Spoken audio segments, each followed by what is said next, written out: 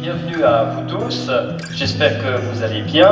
Le thème, vous l'avez vu, du débat était le suivant: usage de gérontotechnologie, risques ou bénéfices pour le senior. Alors les gérontotechnologies, c'est quoi? C'est des capteurs qui voient quand vous êtes tombé, qui évitent d'attendre 12 heures par terre, vous savez, quand on a un col du fémur par exemple cassé. Un semainier électronique qui vous aide à vous rappeler à son bon souvenir, une caméra, une montre connectée, des mouchards aussi pour les personnes malades chroniques, etc., etc. Toute cette technologie, c'est formidable, il y a un marché important aujourd'hui, il y a également tout un système de santé qui doit surtout, je dirais, se poser des questions par rapport à cette irruption technologique. Ça pose des questions sur différents points. Les liens sociaux, bien évidemment, qui risquent de s'effriter, parce que voilà, on sait que quand il y a plus ou trop de technologie, il y a peut-être moins de liens sociaux, on va en débattre. Évidemment sur l'autonomie de la personne, vous l'avez vu dans le petit film, sur le consentement, je crois que là on est au cœur aussi du débat, et puis, dernier point, sur la confidentialité liée aux données et puis au respect de la vie privée. Alors, premier tour de table, bien évidemment, j'aimerais poser cette question-là. Est-ce qu'elles améliorent ou pas, selon vous, vous aurez chacun droit à la parole évidemment, ces gérontotechnologies? Oubliez 2 secondes le film un peu caricatural, mais chacun de votre fonction et de votre engagement, est-ce que ces gérontechnologies améliorent la qualité de vie du senior? Madame Roulet-Schwab, vous ouvrez le débat. Merci. Je pense que c'est essentiellement la manière dont elles sont utilisées, finalement la technologie en elle-même, j'allais dire peu importe, j'irai peut-être pas aussi loin, mais ce qu'on a vu quand même dans les exposés cet après-midi, ce qu'on voit aussi dans le film, c'est que si ça fait pas sens pour les gens, ils vont juste pas l'utiliser ou ils vont trouver des subterfuges pour paraître les utiliser sans les utiliser. C'est aussi un constat que je fais dans plusieurs projets qu'on mène sur le sujet, notamment dans le cadre du Senior Living Lab, qui est un projet interdisciplinaire où on développe avec des aînés des solutions concrètes pour le bien vieillir. C'est un constat dans un autre projet de recherche qu'on a avec une équipe française où on voit finalement que quand on interroge les aînés sur leurs besoins en lien avec différentes thématiques et sur les solutions qu'ils imaginent pour y répondre, finalement la technologie, si on ne l'induit pas nous-mêmes, très souvent elle ne sort pas.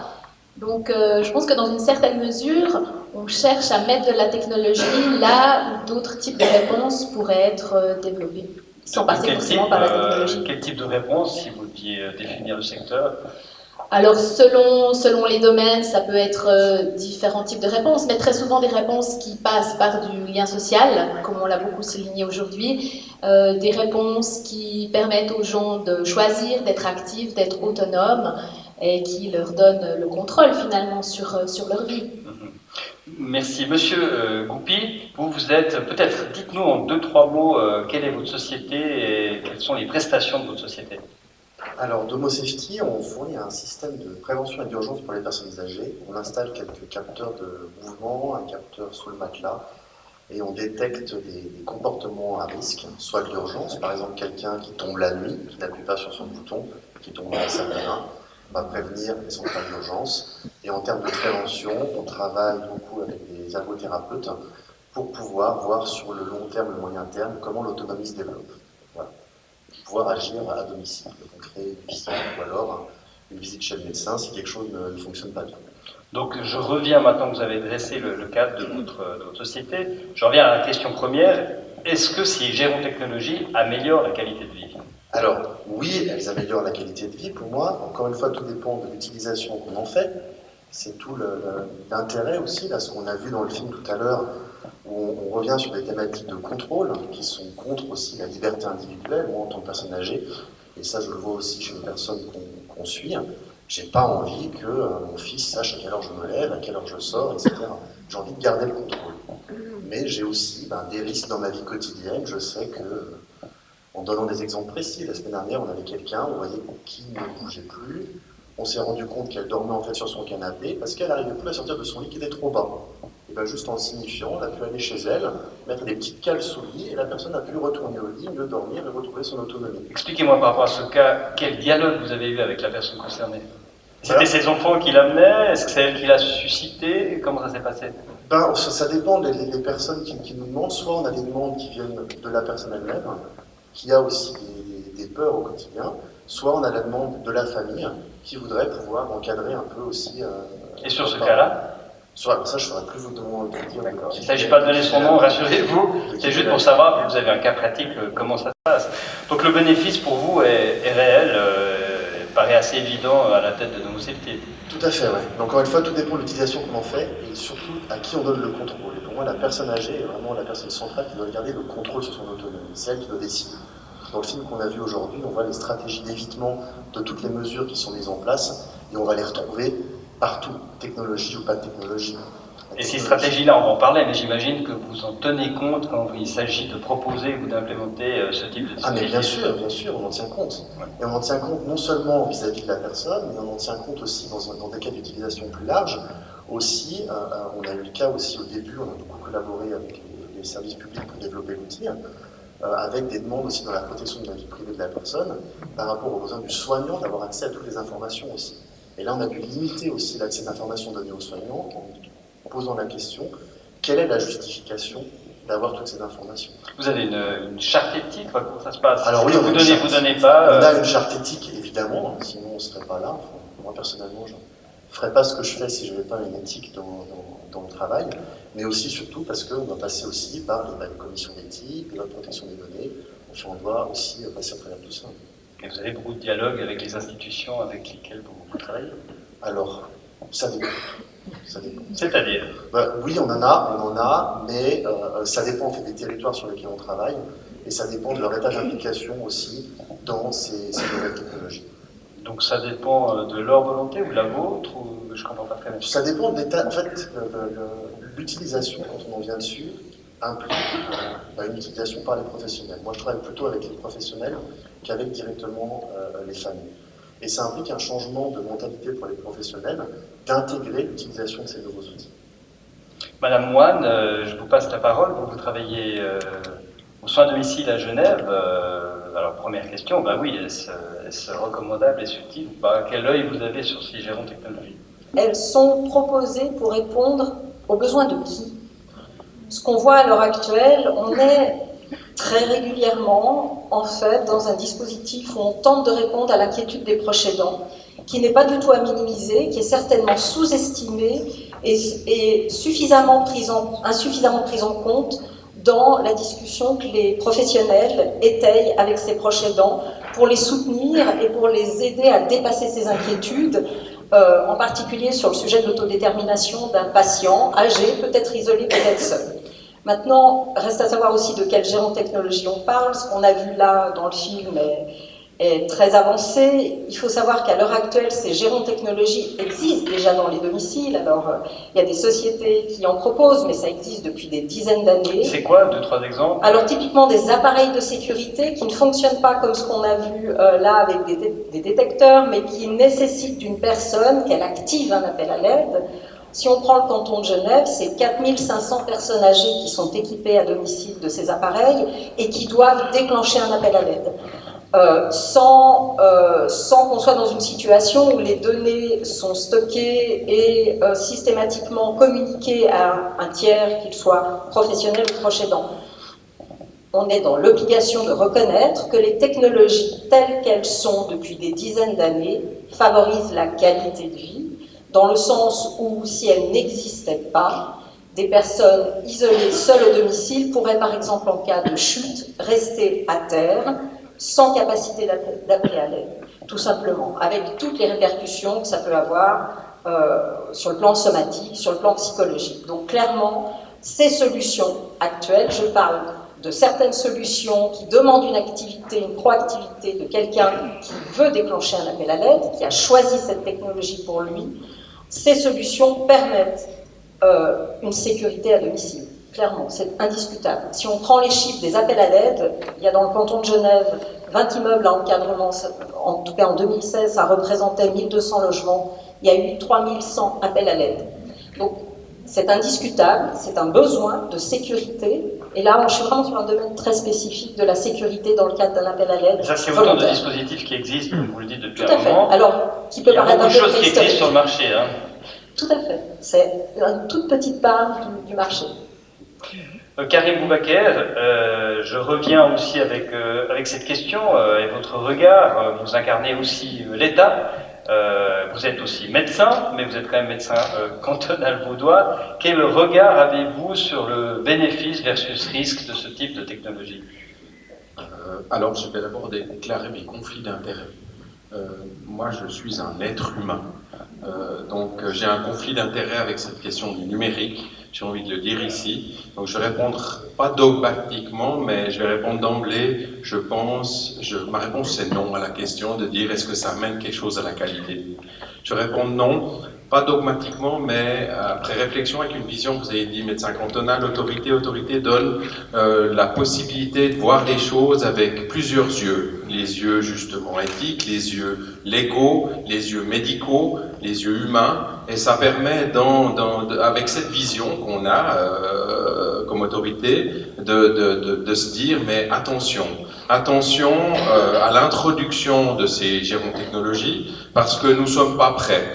On a énormément de travail à faire dans d'autres domaines par rapport au lien social avant de devoir ou de vouloir mettre en place des outils de mesure, des outils de surveillance, des outils de contrôle qui devraient possiblement, peut-être nous amener une certaine sécurité, on n'en sait rien, mais on le fait déjà et on le fait quand même en se disant c'est quand même pas mal. Il nous manque énormément de données, il nous manque énormément d'informations. Je vous le dis, donc c'est dans ce contexte que moi je veux participer à ce débat en disant pour l'instant non, et en l'affirmant et en voulant par contre contribuer à la recherche qui va se faire dans ce domaine-là, une recherche bien structurée, bien contrôlée, mais en disant attention, on a plein d'autres chantiers dont on doit s'occuper avant. Je pense qu'il y a zéro comparaison entre ces gérontechnologies dont on parle maintenant et ces technologies de l'information et de la communication qu'on a vues tout à l'heure. Je veux dire, ces technologies de la communication permettent de maintenir un lien, même s'il est à distance. Le téléphone l'a amélioré à un moment donné, a permis de garder ce lien. La lettre l'a fait à un moment donné, même si elle mettait 2 mois à arriver, on attendait cette lettre. Les technologies dont on parle, ces capteurs qu'on met pour parler même, pour aller jusqu'à parler de prévention, je pense qu'on n'a pas du tout le même concept et on n'a pas du tout le même résultat. Mais quand on tombe par terre, par exemple, on y faisait allusion ensemble, plutôt que de rester 12 heures à attendre des services adéquats qui viennent avec une fracture, est-ce qu'il n'y a pas là une évidence, je dirais, en termes d'utilité? Alors, les éléments les données qu'on m'a montrées jusqu'à maintenant par rapport à cette question justement des chutes et des capteurs montrent que, dans le fond, on ne va pas réagir aussi vite qu'avec un capteur au poignet où on appuie et on appelle, donc qui est un objet de communication. Alors que là, on est dans un objet d'observation, on va attendre un moment pour se poser la question de savoir est-ce que la personne plutôt ne bouge pas, dort quelque part, donc il va quand même se passer des heures avant que la personne soit tout d'un coup considérée comme étant couchée par terre. Donc on n'a pas du tout la même protection en termes d'information et d'aide qu'on peut amener. Monsieur Groupie, c'est une chose que vous proposez en cas de chute? Bien sûr, on a toujours le bouton d'appel, mais il faut savoir que le bouton d'appel est porté à peu près dans 50% des cas. On a 70% des chutes qui sont la nuit dans la salle de bain. Et je peux vous assurer qu'une dame âgée, quelle qu'elle soit, ça fait 70 ans que je retire ma montre avant d'aller me coucher, c'est pas à 78 que je vais changer mes habitudes. Voilà. Donc il y a en effet des cas qui ne sont pas forcément traités. Et je reprends le cas du contrôle de ce que disait Madame Moine en disant la personne a choisi d'appuyer sur le bouton. Ben oui, mais la personne peut choisir aussi d'avoir un appel à l'aide. Je peux vous assurer qu'on a des cas de personnes en discussion. On leur dit écoutez, vous vous levez bien, on ne va pas regarder à quelle heure vous vous levez. Si vous ne vous levez pas, si vous avez quelque chose qui se passe mal, vous êtes toujours dans votre lit à 4 heures de l'après-midi, est-ce que vous aimeriez qu'on vous appelle pour venir voir ce qui se passe? Et là, on laisse le contrôle à la personne de choisir oui ou non. Et si la personne choisit oui, ben ça se passe. Et si je reprends le nom social de ce que me disait M. Boubaker, je vous donne un autre exemple de terrain. On a un couple avec madame qui va bien, et on le retrouve plusieurs fois. On a madame qui va bien, qui s'occupe de son mari qui a Alzheimer à la maison. D'accord? Son mari qui est déjà tombé, qui va sortir, madame qui est très stressée, qui reste à la maison, qui a un passage même du CMS, qui la décharge un petit peu, qui n'est pas pas de passage le week-end, elle n'ose plus sortir de chez elle. on lui a installé un système, au moins elle sait, voilà, si mon mari a un problème, je vais être au courant, en attendant, je sais que tout va bien, je peux aller faire mes courses, voir mes amis, etc. Et là, on a une vraie demande, et il faut bien qu'on puisse répondre à cette demande, parce que je ne vois pas quel autre palliatif on peut y apporter. On peut appeler quelqu'un d'autre pour venir. Si on vit dans un immeuble, on peut dire ben, je pars un petit moment, est-ce que tu peux venir, est-ce que tu peux contrôler. Pour moi, c'est ça le lien social, c'est-à-dire d'aller chercher quelqu'un d'autre pour faire ce travail que ferait un capteur et qui permettrait à la personne de sortir. Je veux dire, on a quand même, heureusement, par exemple, dans le plan de lutte contre les effets de la canicule qu'on a mis en place, on compte avant tout sur les gens qui habitent près, les gens qui peuvent passer, des gens, on paye des personnes ou on compte sur des bénévoles pour venir 2 fois, 3 fois dans la journée chez des personnes âgées. Elle disait même, j'aimerais que quelqu'un passe, et puis on passe. Donc oui, moi je pense qu'on peut éviter de mettre des capteurs et essayer de trouver quelqu'un qui vient. Juste le fait d'essayer de trouver quelqu'un, ça ouvre une certaine perspective dans, je veux dire, la famille proche, des proches aidants, etc. C'est vrai que c'est plus compliqué si on habite complètement isolé quelque part, mais disons, la plupart des gens n'habitent plus isolés à l'heure actuelle. Voilà. Il n'y a pas une question de ressources, en fin de compte, quand on voit les projections démographiques, dont on parle énormément, avec tous les défis qui y sont liés, notamment en termes de santé publique. Est-ce qu'il n'y a pas un moment de rupture où on sera assez content d'avoir quelques technologies à disposition ? Non, alors je pense qu'on a une marge de manœuvre importante en termes de coordination, organisation du système de santé. Je pense que le service de la santé publique actuellement travaille sur des gros projets en lien avec essayer d'améliorer cette question de la coordination des soins autour des personnes. Et dans le fond, je suis content de le dire, à l'heure actuelle de nos réflexions, la place des technologies, elle n'est pas là. Elle viendra peut-être un jour, elle se rajoutera peut-être au système, mais en tout cas, elle n'est pas là. Nous, on va chercher des personnes présentes, des soignants en général, des proches aidants, etc., sont là pour accompagner quelqu'un, exactement comme ça a été dit, une famille, un couple dont une personne est dans le besoin et dont l'autre personne ne peut pas sortir à un moment donné. Et les familles qui sont toutes contentes, en fin de compte, d'avoir ces instruments à disposition, bon, il y a peut-être une mise sous tutelle, il y a un problématique derrière, mais il y a quand même pas mal de familles qui sont assez contentes et satisfaites d'avoir ce type de technologie à disposition. La satisfaction des familles, elle est complexe, dans le sens où moi je le vois dans mon travail quotidien, par exemple sur la question des mesures de contrainte, on travaille énormément, que ce soit chez les mineurs ou chez les personnes âgées ou chez les personnes souffrant de handicap. On travaille énormément parce que souvent, c'est la famille qui demande la mesure de contrainte à but de protection, à but on ne souhaite pas qu'il puisse partir, il puisse se perdre, cette personne puisse fuguer, hein, qu'on soit un enfant souffrant de handicap ou une personne âgée. Donc on doit lutter et on lutte contre ces familles, on essaie de leur expliquer, on essaie de mettre en place des systèmes plutôt humains qui vont surveiller dans le sens où si quelqu'un passe la porte de l'établissement médico-social, plutôt que de leur mettre un bracelet GPS et puis parler du risque. On n'en parle pas beaucoup. Là, on a dit si quelqu'un reste couché par terre, ben voilà, c'est un risque de tomber, c'est un risque de se faire mal. Est-ce qu'on l'accepte ou pas? Est-ce qu'on remplace ce risque par des moyens de surveillance et des moyens de contrôle? On doit en parler. Alors, je n'ai pas de réponse à vous donner ici, mais sachez que du côté des autorités et de la santé publique, on a plutôt une vision de lutter contre le remplacement de ces liens entre les gens par des appareils. Madame Moine. Oui, merci. Je voudrais revenir sur la question des moyens dans le domaine de la santé. Effectivement, ils sont, même si on en rêve, hélas pas illimités. Il y aura des choix à faire, c'est sûr, sur le plan financier. Reste à savoir quel choix on fera pour répondre à quels besoins. Et je reviens toujours à la question du besoin clinique. Quand on voit qu'on évalue à domicile des clients avec un outil qui est standardisé, qui est labellisé, qui est un outil qui est utilisé pour tous les soins à domicile, partout en Suisse, on voit que chez les plus de 65 ans, 30% d'entre eux restreignent leur sortie par peur de chuter. Est-ce qu'il faut plutôt investir sur l'entretien à la mobilité, la marche, l'entraînement musculaire, à l'équilibre, etc. Ou est-ce qu'il faut plutôt faire en sorte que cela reste commencent à rester confinés à la maison, en sachant pertinemment que ceux qui commencent à rester confinés sont ceux qui vont alors se désocialiser, ne vont plus voir leurs amis, ça va avoir des répercussions au niveau cognitif, au niveau psychologique, émotionnel, et ils vont finir par chuter, parce que c'est un cercle vicieux, le manque d'entraînement physique amène la chute.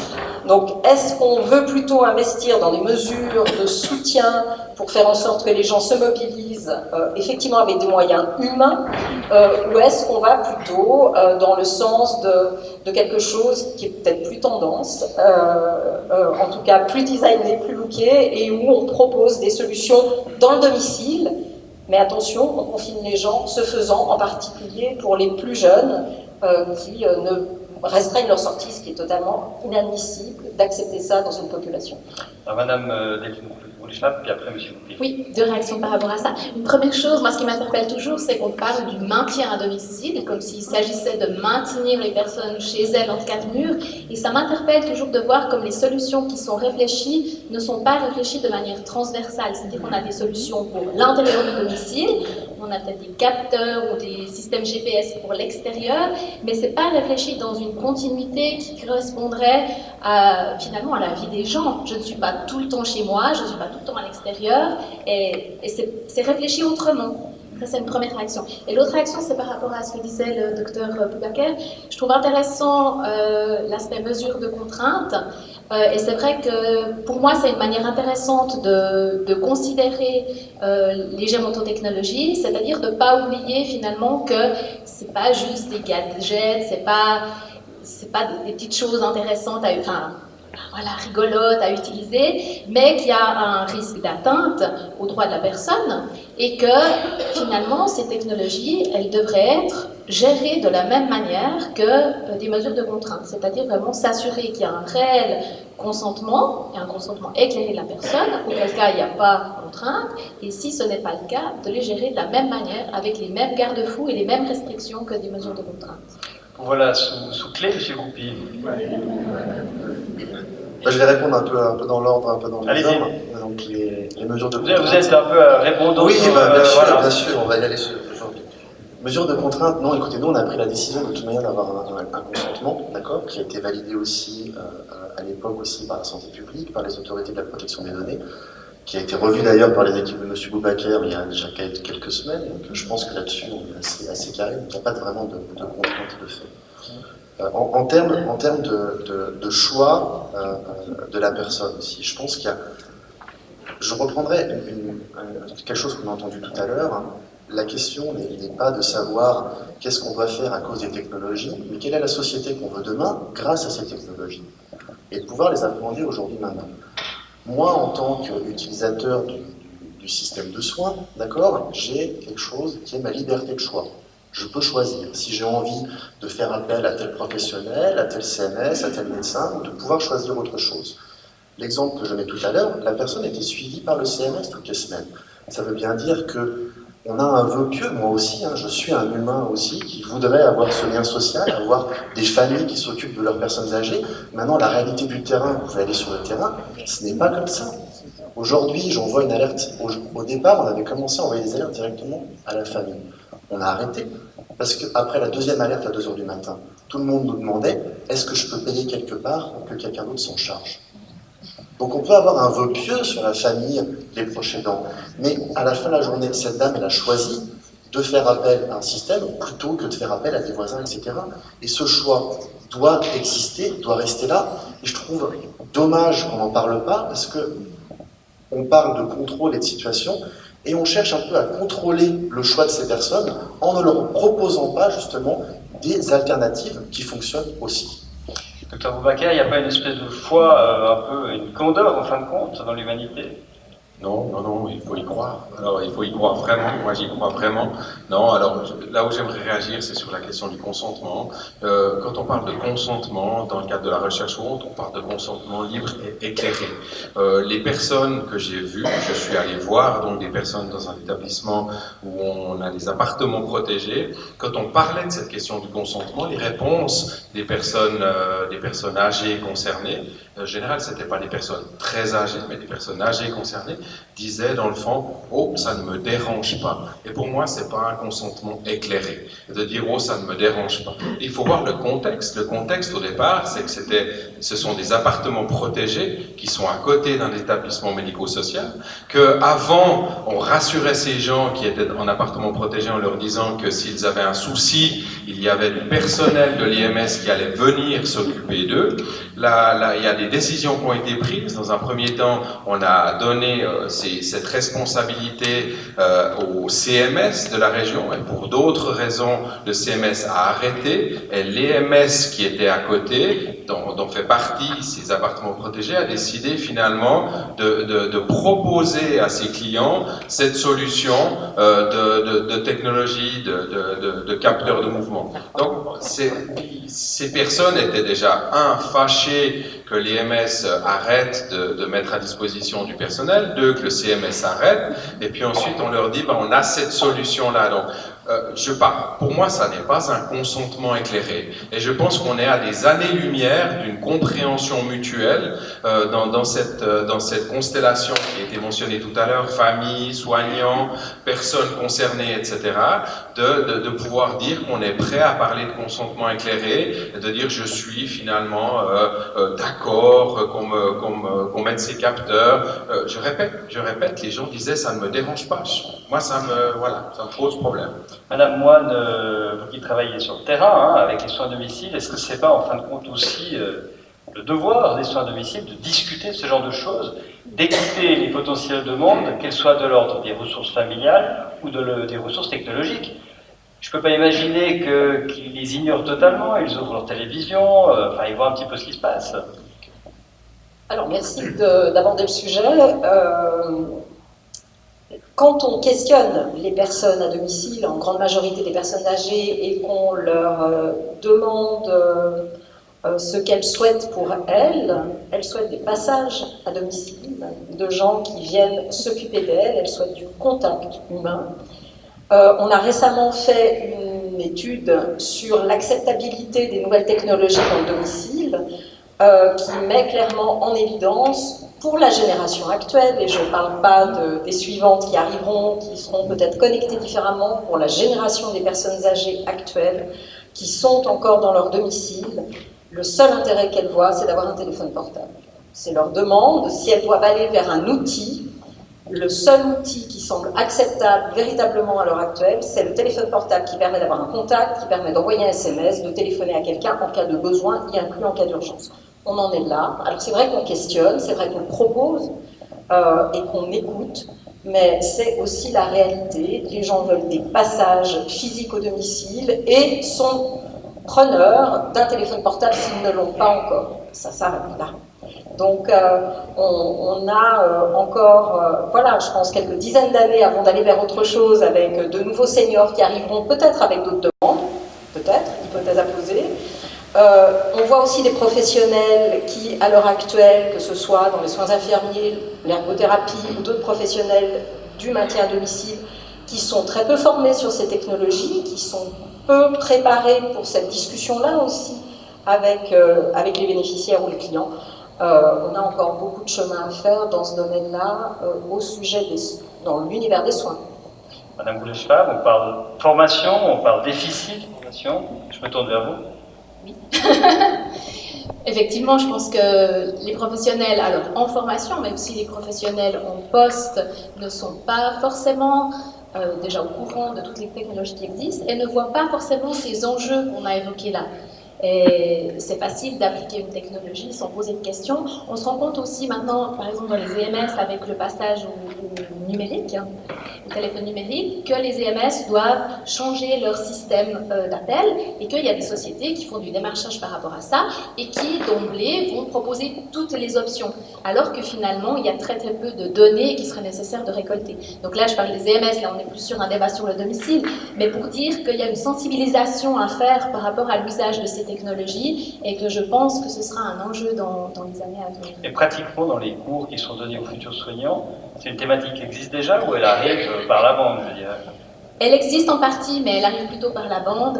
Dans le cadre d'un projet Interreg avec la France, on aura tout un axe qui sera sur le développement d'une formation pour les professionnels par rapport aux gérontotechnologies, où ces aspects éthiques seront également abordés.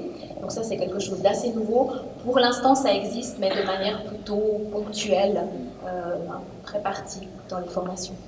Monsieur Goupy, on parlait de passage à la maison, et en fin de compte d'omniprésence de la technologie à la défaveur de l'humain, hein, du réseau. Oui, monsieur, là, je peux pas vous dire, moi je suis totalement contre le lien social et que la famille rend visite à leurs parents, vraiment, insupportable. C'est difficile. Je trouve dommage qu'on ne considère pas les technologies, qu'on dise que c'est le grand démon et que on va pas l'utiliser, on va laisser quelqu'un chuter la nuit, puis le laisser par terre et puis le retrouver le lendemain matin parce que on a en effet le voisin qui va passer le lendemain matin. Et là, on parle beaucoup d'expertise de gérontechnologie. Moi, j'aimerais poser la question aussi à mes copanélistes. Moi, ça fait maintenant 5 ans que je travaille à l'implémentation, à l'utilisation et à l'opérationnel de ces technologies. On parle d'expertise. Quelle est votre expérience de l'utilisation opérationnelle de ces technologies pour pouvoir en parler? Qui veut répondre? Expertise, vous voulez dire, est-ce que vous l'avez testé pour être très pratique? Est-ce que vous l'avez testé et utilisé? Alors clairement, pour Genève, nous ne l'avons pas utilisé. Nous avons pour le moment largement temporisé la discussion avec certaines sociétés qui nous approchaient, tout simplement parce qu'on a recentré le débat sur besoins cliniques d'une personne âgée, comment est-ce qu'on répond aux besoins cliniques. Et pour le moment, nous n'avons pas la réponse avec les moyens qui nous sont proposés en termes de gérontechnologie à cette question. Curiosité de le faire? Peut-être, si un jour ça répond aux besoins cliniques des gens qui restent à domicile. Madame Roulèche-Femme? Je pense que la meilleure manière de le savoir, ce serait de donner la parole à des personnes âgées. C'est vrai que c'est une chose que j'avais relevée dans la préparation de cette table ronde, c'est qu'en fait, il manque en fait une chaise pour une personne qui pourrait parler au nom des Alors, je vous rassure, on va passer très rapidement la parole à la salle. Vous pouvez déjà préparer quelques questions. Néanmoins, mais vous avez raison, l'utilisateur, entièrement d'accord. Karim Boubaker, on voit qu'en fin de compte se dessine aussi peut-être, je ne sais pas, de manière un peu caricaturale, deux fronts, alors que d'un côté, il y a des bénéfices à l'innovation technologique, et puis de l'autre côté, on voit bien qu'il y a un enjeu particulièrement important par rapport à l'humain. Est-ce qu'il n'y a pas un moyen de concilier les deux choses pour qu'en fin de compte, on trouve des réponses adéquates et lancées aussi par le défi de la pression démographique? Ou bien il n'y a pas de dialogue possible? Non, je pense que le dialogue, il existe. Hein. On est là dans un débat. Monsieur Goupy l'a dit, on est venu voir, on en a discuté. Là, maintenant, je dis ce que je pense. Mais disons, si j'étais, dans le fond, si j'étais jusqu'au boutiste, en tant que médecin cantonal, peut-être que je dirais j'interdis. Donc, à l'heure actuelle, on n'interdit pas, mais dans le fond, on donne un message de précaution en disant attention, on a d'autres priorités telles qu'elles ont été évoquées là maintenant, à plusieurs niveaux, et cette question des gérontechnologies, pour l'instant, n'est pas dans nos priorités. Et si elle le devient parce que tout le monde veut des capteurs à la maison, comme tout le monde a probablement actuellement, ou une grande partie des gens ont Internet à la maison, probablement qu'on sera assez prêt pour en discuter parce qu'on aura déjà abordé les questions dont on ne parle pas encore beaucoup ici, protection des données, etc. etc. Donc je crois que là on est dans un débat, mais la réalité c'est qu'une petite partie se fait déjà, on regarde et on surveille ce qui se fait, on est attentif, mais on travaille sur d'autres choses. Voilà. Vous voulez parler aussi du marché, de la pression du marché? Elle existe, il ne faut quand même pas être totalement aveugle non plus. Non, je pense que la pression pour nous, le souci de la pression du marché, c'est cette liberté dont on a parlé tout à l'heure, des personnes, de vraiment choisir, de vraiment être consentantes. S'il y a une pression, des gens qui disent c'est bien, il faut le faire, ou alors une tendance de tout un établissement à mettre ça en place. Donc oui, mais peut-être M. Goupy pourra le dire, sur le nombre de personnes âgées actuellement qui sont dans ce canton, le nombre de personnes qui ont ces systèmes à la maison est particulièrement minime. Et pour le sens du débat, moi j'aime à dire à l'heure actuelle, j'aime même à penser, je vous le dis, que ça va s'éteindre tout seul, voilà. Mais voilà, oui, je le pense, je le souhaite parce que ça nous oblige, peut-être ça vous fait rigoler, mais moi, ça me met la pression autrement. Ça me met la pression sur... peut-être, ça me met la pression sur être meilleur dans l'organisation des soins, être meilleur dans la collaboration entre les gens. Donc nous, ça nous met une pression supplémentaire. Donc peut-être merci à ça. Mais j'espère que ce type de choses s'éteindra tout seul. Voilà. Monsieur Goupy, vous êtes prêt à commencer des études d'infirmière? Alors écoutez, on travaille beaucoup avec les écoles en infirmière. On a on a fait 3 projets avec la source. On fait toujours un en cardiologie dans le canton de Châtel. À la question, en effet, de réagir quand plus de personnes auront le système, en tout cas, ce qui est sûr, c'est que ça ne se passera pas ici. Parce que ici, les gens, oui, ou ici sur le canton, parce que, en effet, c'est difficile pour des personnes qui ne savent pas que ça existe, parce qu'il faut savoir qu'aujourd'hui, l'information m'est donnée quand je sors de l'hôpital ou par les différents services de santé. Si l'information n'est pas donnée, je ne vais pas le choisir. Voilà. Donc, ce qui est sûr, c'est qu'on verra les expériences qui sont menées dans d'autres cantons ou à l'étranger pour avoir justement plus de personnes qui adhèrent, parce qu'aujourd'hui, l'information n'est pas disponible. Et moi, en tant qu'utilisateur, comme on l'a dit, j'aimerais pouvoir choisir. Et pour pouvoir choisir, eh ben, j'ai besoin de savoir que ça existe et que c'est là. Aujourd'hui, on n'a pas cette information. C'est dommage. Peut-être une question supplémentaire avant de passer la parole à la salle. En fin de compte, est-ce qu'il manque quelqu'un à cette table? Est-ce que le législateur manque à la table comme partenaire pour faire poursuivre la réflexion, hein? On voit qu'on a une partie de l'État, de l'humain aussi, avec Karim Boué. On a des services d'État différents, la formation et vous-même. Est-ce qu'on a besoin d'un législateur à cette table qui pourrait émettre quelques hypothèses de cadre, de loi, de conditions cadres, etc. Qui veut répondre à cette question? Oui? Loi, je ne sais pas, mais en tout cas, des guidelines et des recommandations plutôt émanant des différentes sociétés professionnelles. À mon avis, c'est vraiment important que les professionnels aient des points de repère par rapport à l'utilisation de ces différentes technologies. En tout cas, les guidelines, la loi, c'est pas mon champ d'expertise, mais ce que je vois, c'est qu'il y aurait besoin de points de repère très concrets. Il n'y a rien aujourd'hui? Pas de manière générale. Il y a par exemple, au Conseil d'éthique de l'AFDEMS, de nouveau je parle des EMS parce que je connais mieux ce domaine-là, on a fait des recommandations sur l'usage des systèmes de géosurveillance, GPS, etc. On a fait des recommandations sur l'usage des smartphones parce qu'on a par exemple des photos qui sont prises par les soignants et qui sont transmises sans qu'on sache où elles vont et qui sont dans les téléphones privés. On a pris position là-dessus, mais à ma connaissance au niveau suisse, il n'y a pas des guidelines ou des recommandations plus générales, plus officielles sur cette thématique. Monsieur Goupy, vous vouliez prendre la parole? Il y a un cadre légal qui manque. Maintenant, je pense en effet que c'est quelque chose qui prend du temps et qui a besoin. Et là, je reprends l'avis de mes companélistes qui a besoin de plus d'expérience pour pouvoir légiférer. On a un cadre, on va dire la protection des données, on a une commission d'éthique, donc on a quand même des gens qui s'occupent de voir que ça se passe bien et que personne ne va exagérer. Je pense qu'il y a besoin de plus d'expérience.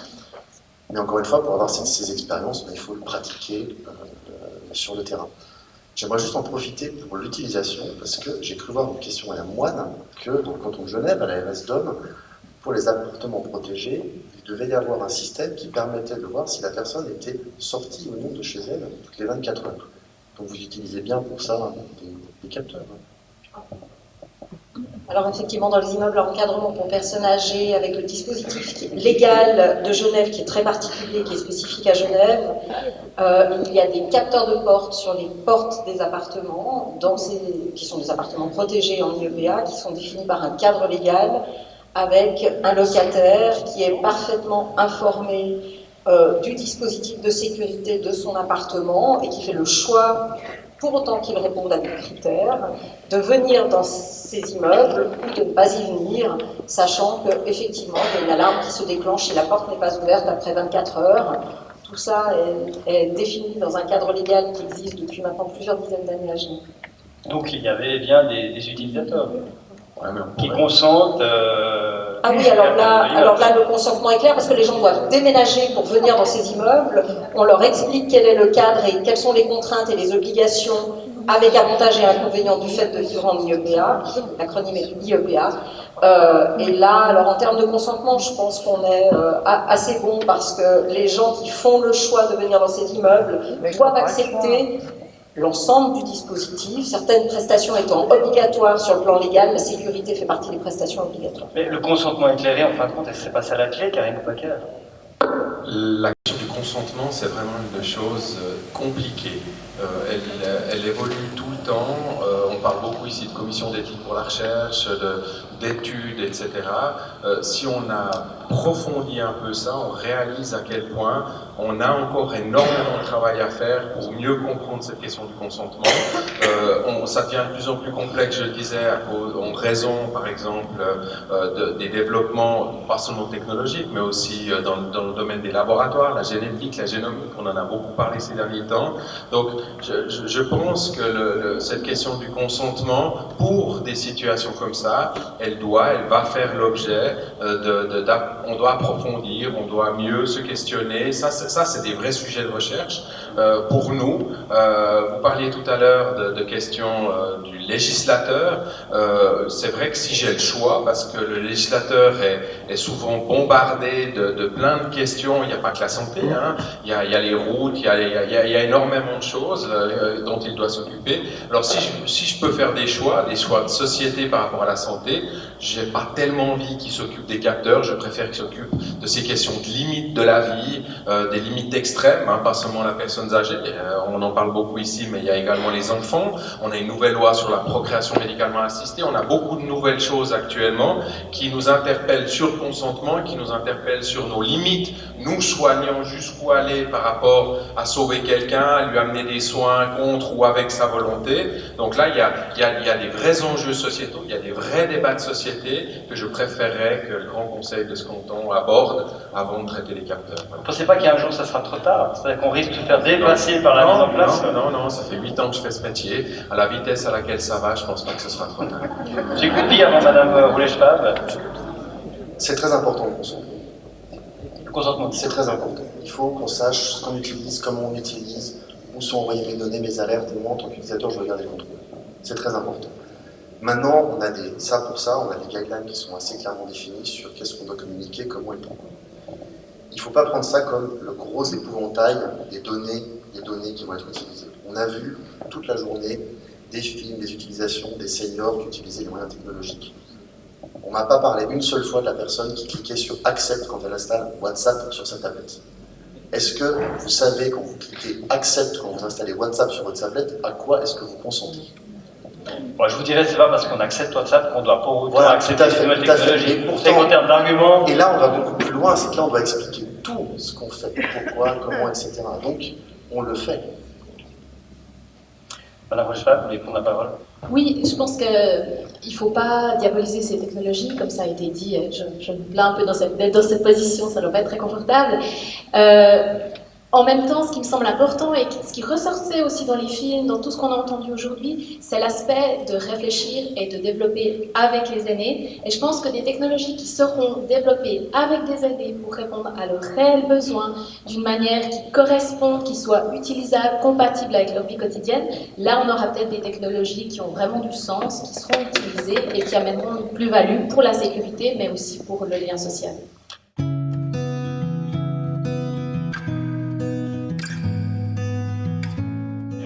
Je travaille avec les centrales d'urgence qui vont, dès que l'alerte a été donnée, rappeler avec un protocole très défini, rappeler sur le téléphone de la personne, sur une unité qui peut décrocher automatiquement. S'il n'y a pas de réponse, vont protocoler les différents projets dans le voisin et vont rester en ligne jusqu'à avoir eu contact avec la personne. Déjà pour voir s'il faut se déplacer, si la personne est vraiment tombée, et si elle est vraiment tombée, envoyer l'ambulance. Dès que l'alerte a été envoyée, elle est suivie jusqu'à la résolution. Si le signalement arrive au 144, on répond généralement dans la demi-heure. Ça dépend quel type d'intervention c'est. Mais disons, en général, si c'est quelqu'un qui répond pas, normalement, il faut qu'il y ait quelqu'un qui soit allé voir. C'est nouveau, c'est toujours la même chose. Moi, j'aime bien les appels au 144 quand on a vu la personne, quand on sait, parce que à la fin, c'est ça qui fait l'importance, parce qu'on a également créé une centrale 144 et une centrale CTMG qui peut à travers des nouvelles technologies, aider à la réanimation, aider à l'accompagnement, etc., par la voix, mais ils font un contact direct avec la personne. Et donc, c'est dans la demi-heure, normalement.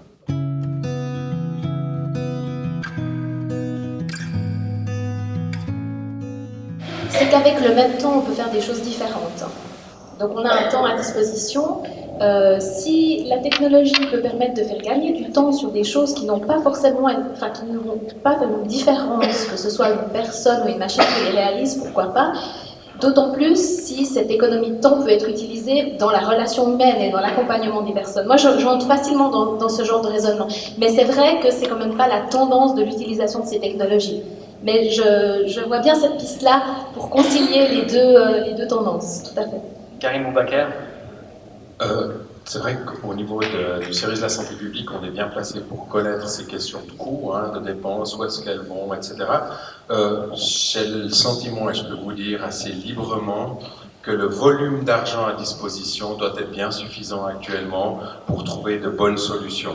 Le problème, c'est qu'il est assez mal réparti. Et quand on travaille, nous, à des nouvelles organisations, à des régions de santé mieux organisées, à une meilleure coordination des soins, c'est pas en disant qu'on veut demi-milliard de plus à injecter dans la santé, mais c'est en disant on va peut-être devoir faire une meilleure répartition des finances cantonales et des finances fédérales et des finances de vos assurances. Et donc c'est sur ce travail-là qu'il faut vraiment, c'est ce travail-là qu'il faut faire avant de se dire on remplace. Je suis d'accord avec vous, moi l'histoire de la tablette pour avoir un verre d'eau, ça me dérange un peu. Voilà. Si la personne vient de la même manière que pour la sonnette, en sachant les limites de la sonnette, parce que je les connais, je l'ai vécu, voilà, on aura juste un outil technologique plutôt qu'une sonnette. Mais disons, c'est vrai que si elle vient moins, ou si le dialogue ne se fait pas, alors à ce moment-là, on aura échoué. Oui, Madame Moine. Peut-être juste en complément, je suis absolument d'accord avec ce que dit le docteur Boubaker, les technologies ne sont pas gratuites non plus. Donc quand on est sur des choix financiers à faire, est-ce qu'on investit plutôt sur des postes de travail ou plutôt sur des technologies, sachant qu'il y a des frais d'investissement et après des frais de fonctionnement sur les technologies avec des mises à jour, etc. Donc il y a des arbitrages à faire, mais de toute façon, tout coûte avec une population qui vieillit.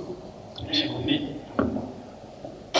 Moi, je pense que le financement doit être en comparaison des bénéfices observés. Est-ce qu'on augmente la qualité de vie? Est-ce qu'on résout un problème? Aujourd'hui, il y a 3 payeurs possibles. Vous, moi, la famille, l'assurance et l'État qui peut subventionner. L'État, on l'a vu, n'est pas vraiment pour actuellement. Les assurances ne rentrent pas en compte parce qu'ils n'ont pas les données, parce qu'il faudrait que l'assureur ou l'État puisse montrer aussi les bénéfices pour le système de santé dans sa globalité. Ces données n'existent pas parce qu'on n'a pas les équipements qui donnent. Donc, on va être cantonné pour l'instant à payer nous-mêmes ce type de solution.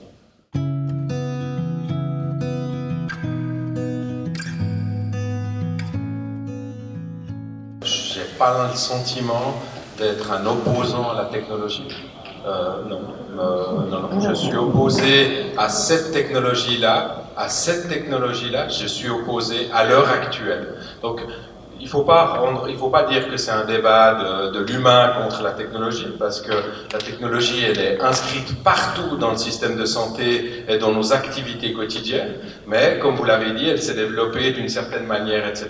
Le débat actuel, ou en tout cas la question qu'on pose actuellement, et la première question qui a été posée dans ce débat, c'était de savoir est-ce que cette technologie-là améliore la qualité de vie des aînés? J'ai dit non. J'ai dit je sais pas. J'ai dit cette technologie-là, je sais pas. Puis pour l'instant, je préfère mettre mes priorités ailleurs. Voilà. Mais c'est pas un débat technologie versus autre chose. Madame Boulecham. Oui, je voulais juste dire, ça dépend de quelle technologie on parle. Comme ça a déjà été souligné, WhatsApp ou de rester en lien avec ses proches par Skype, c'est quand même très différent de capteurs ou d'autres technologies qui sont beaucoup plus intrusives, où il y a une dimension de contrôle.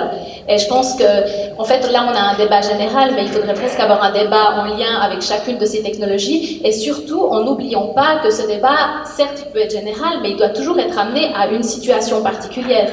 Et je pense que de ramener l'individuel, de remettre la personne au centre, c'est une manière de sortir aussi de cette opposition. J'ai peut-être une dernière question conclusive pour chacun des débatteurs. quels sont vos vœux pour avancer dans les 5 années qui viennent, 5 ans étant même longs en termes de temps technologique? Qui veut commencer? Madame Roulé-Schwab? Je peux commencer. Je pense que comme on l'a commencé à le faire ici, c'est important d'ouvrir le débat là-dessus, mais en intégrant tous les acteurs concernés, donc y compris les personnes âgées, y compris les proches. Finalement, il y a beaucoup d'acteurs qui sont touchés par ces technologies, et je pense qu'on a tout intérêt à discuter ensemble pour trouver des solutions qui soient à la fois respectueuses de tous et qui répondent à des réels besoins. Monsieur Goupil? La technologie n'est qu'un outil, ce qui compte, c'est le service apporté à la personne. Et moi, je veux pouvoir garder mon libre arbitre et avoir l'information que ce service existe pour pouvoir choisir si je le veux ou si je ne le veux pas. Madame Moine? Certainement des technologies qui seraient demain à l'écoute des besoins des seniors et des professionnels et qui n'existeraient pas pour eux-mêmes. Docteur Boubaker? Mon souhait, c'est qu'on maintienne le débat. Ouais.